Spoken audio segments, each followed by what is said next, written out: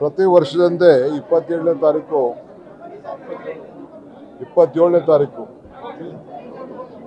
June 27ನೇ ತಾರೀಕು ಕೆಂಪೇಗೌಡ ಆಚರಣೆ ಬಗ್ಗೆ ಸಭೆಯನ್ನು ಕರೆಯುವಂಥ ವಾಡಿಕೆ, ಯಾವ ರೀತಿ ಮಾಡಬೇಕು, ಏನೇನು ಸಲಹೆಗಳನ್ನು ತೆಗೆದುಕೊಳ್ಬೇಕು ಅಂತೇಳಿ ಎಲ್ಲ ಸಂಘಟನೆಗಳನ್ನು ಕರೆಸಿ ನಾವೆಲ್ಲ ಚರ್ಚೆ ಮಾಡ್ತಾ ಇದ್ದೆವು. ಅದೇ ರೀತಿ ಇವತ್ತು ಕೂಡ ಎಲ್ಲ ಕರೆಸಿ ಚರ್ಚೆ ಮಾಡಿದ್ದೇವೆ.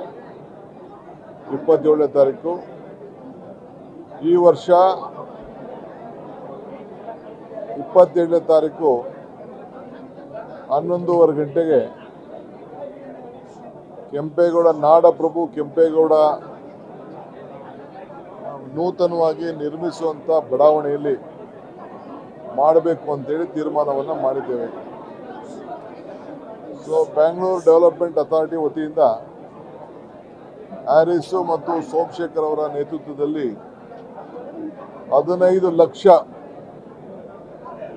ಸಸಿಗಳನ್ನು ಗಿಡಗಳನ್ನು ಅಲ್ಲಿ ನೆಡಬೇಕು ಅಂತೇಳಿ BDA ಅವರು ತೀರ್ಮಾನವನ್ನು ಮಾಡಿದ್ದಾರೆ. ಸೊ ಆ ಕೆಲಸ ಕೂಡ ಅವತ್ತು ನಡೀತದೆ. 5 ಕಡೆಯಿಂದ ಮಾಮೂಲಿ ಗೋಪುರದಿಂದ ತಂಡಗಳು ಬರ್ತದೆ. ಸೊ ಮಾಗಡಿ ತಂಡ ಅವರು ಮಾಮೂಲಿ ಬಾಲಕೃಷ್ಣ ಸ್ಥಳೀಯ ಶಾಸಕರು, ಹುಲಿಯದುರ್ಗ ಕಡೆಯಿಂದ ರಂಗನಾಥ್ ಅವರು, ಸೊ ದೇವನಹಳ್ಳಿ ಕೆಂಪೇಗೌಡ ವಿಮಾನ ನಿಲ್ದಾಣದಲ್ಲಿ ಏನು ಒಂದು ಪುತ್ಥಳಿ ಇದೆ, ಅಲ್ಲಿ ಕಾರ್ಯಕ್ರಮವನ್ನು ನಮ್ಮ KH ಮುನಿಯಪ್ಪನವರು ವಹಿಸ್ತಾರೆ.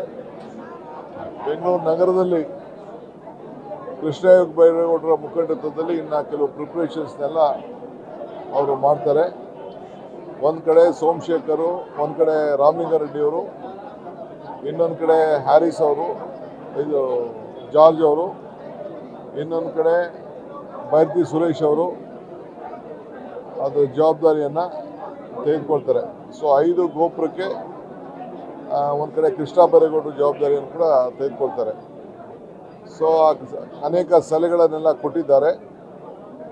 ಸೊ ನಾವೀಗಾಗಲೇ ಕೆಂಪೇಗೌಡರ ಹೆಸರಿನಲ್ಲಿ ಒಂದು ಟೌನ್ ಪ್ಲಾನಿಂಗ್ ಕಾಲೇಜ್ ಮಾಡಬೇಕು ಅಂಥೇಳಿ ನಾನು ಹಿಂದಿನ ತೀರ್ಮಾನ ಮಾಡಿದ್ದೆ. ಅದಕ್ಕೀಗಾಗಲೇ ಸಿದ್ಧತೆಗಳೆಲ್ಲ ಕೂಡ ನಡೀತಾ ಇದೆ. ಪ್ರತಿ ವಿಧಾನಸಭಾ ಕ್ಷೇತ್ರದಲ್ಲೂ ಕೂಡ ಈ ಆಚರಣೆ ನಡೀತದೆ. GBA ವತಿಯಿಂದ ಪ್ರತಿ ವಿಧಾನಸಭಾ ಕ್ಷೇತ್ರದಲ್ಲಿ ಆಚರಣೆಗೆ 1 ಲಕ್ಷ ರೂಪಾಯಿ ಹಣವನ್ನು ಕೂಡ ನಾವು ಬಿಡುಗಡೆ ಮಾಡ್ತಾ ಇದ್ದೀವಿ.